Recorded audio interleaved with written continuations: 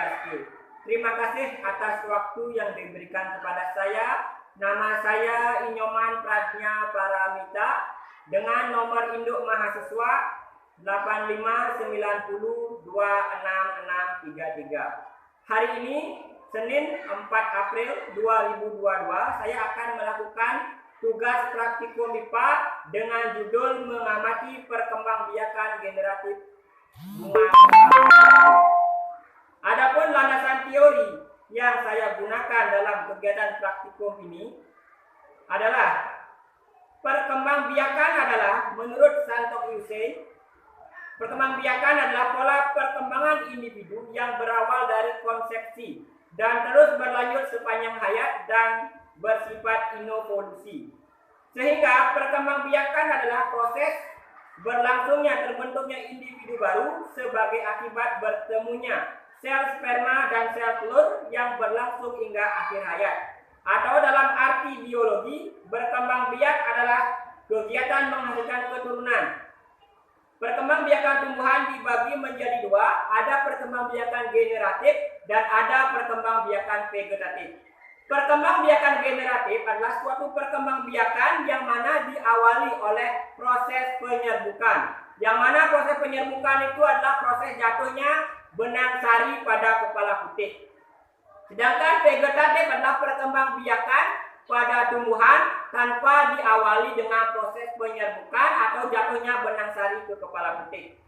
Bunga kembang sepatu atau dalam nama latinnya adalah Hibiscus rosa sinensis, yang mana dalam taksonominya kedudukan bunga kembang sepatu dalam sistematik tumbuhan yaitu termasuk dalam kingdom Plantae, divisi Spermatophyta, subdivisi Angiospermae, kelas Dicotyledonae, ordonya Malvaceae, famili Malvaceae, genusnya Hibiscus, dan spesiesnya adalah Hibiscus rosa sinensis L.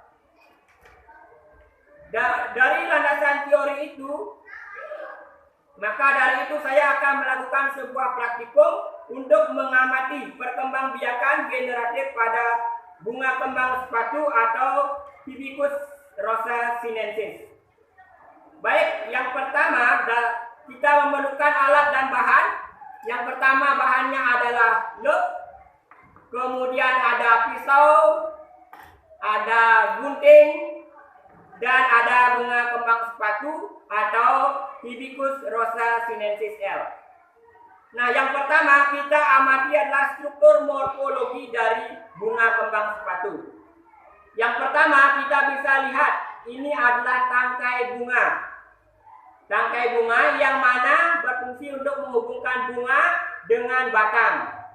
Yang kemudian yang kedua ada kelopak bunga. Ini adalah kelopak bunga yang mana fungsinya adalah untuk melindungi bunga saat kuncup. Yang ini adalah dasar bunga. Kemudian yang ini adalah kelopak bunga. Ya, kita bisa hitung kelopak bunganya ada 1, ada 2, ada 3, 4, 5. Ada 5 kelopak bunga yang berwarna merah. Adapun fungsi dari warna dari kelopak bunga ini adalah agar menarik serangga untuk membantu proses penyerbukan. Kemudian di sini ada yang namanya benang sari. Nah, ini ada tangkai dari benang sari. Ketika kita amati dengan loop, nah kita bisa lihat benang pada kepala benang sari itu berbentuk serbuk, ya, berbentuk serbuk. Nah, kita bisa hitung jumlah benang sarinya dengan menggunakan pinset. Karena di sini tidak ada pinset, saya menggunakan gunting dengan memotongnya satu per satu seperti itu. Nah, untuk mempercepat waktu, tadi saya sudah menghitung benang sarinya sekitar ada 75 benang sari. Kemudian di atasnya ini ada yang disebut dengan putik.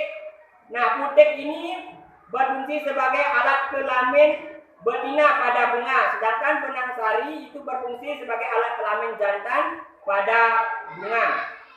Nah, kita bisa lihat putik itu berada di atas benang sari, sehingga proses penyerbukan sulit terjadi karena butik kedudukannya lebih tinggi daripada benang sari.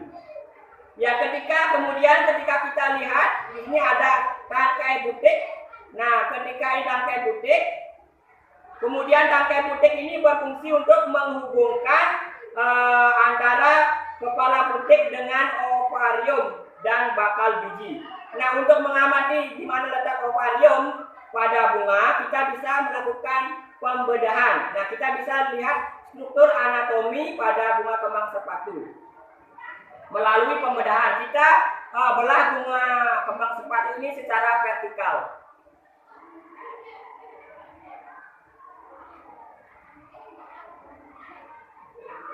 Nah, setelah kita belah, kita bisa lihat di sini ada ovarium tempat bakal biji, dan ini adalah bakal biji pada bunga kembang sepatu. Nah, ketika terjadi proses penyerbukan, jatuhnya benang sari kepada kepala butik, maka di sini akan terjadi proses pembentukan biji. Jadi bakal bijinya ini akan membentuk biji.